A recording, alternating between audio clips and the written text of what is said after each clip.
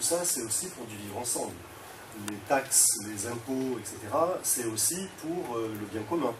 Et que donc, dans une démarche de monnaie complémentaire, il ne s'agit pas non plus de s'exonérer de notre participation à la vie collective. Absolument.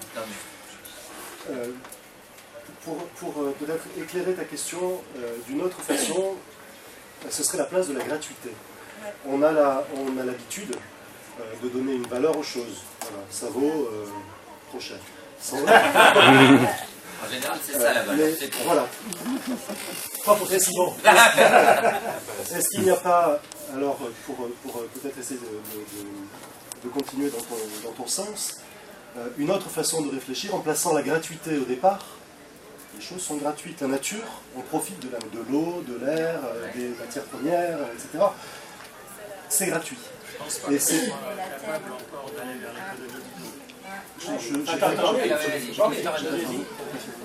Et que c'est à partir de la gratuité posée au départ qu'on construit la valeur des choses, qu'on traduise en monnaie ou qu'on traduise en temps, mais qu'on construise cette valeur à partir de la gratuité et pas, comme on en a l'habitude dans la vie, en disant, bon voilà, si tu le veux, tu payes ce que je te dis, et puis c'est tout, tu n'es pas responsable. Est-ce que là, ça n'est pas aussi une piste de déconstruction? Est-ce que je peux rebondir là-dessus? Le mot gratuit, ça peut être aussi le don. Plus que gratuit en fait. Bien gratuit même dans notre société, elle a plutôt un sens parfois négatif. Oui. Mais c'est gratuit. C'est gratuit, ça marche plus. Par contre, la donnée, il est dans le don. Je pense que là, ça fonctionne. Et je pense que c'est ça que tu penses. Oui, absolument. Je suis tout à fait d'accord avec ça, avec cette observation. Alors avec aussi autre obstacle, dans le système actuel, dans le système fiscal, le don n'existe pas. Ou du moins, le don est fiscalisable.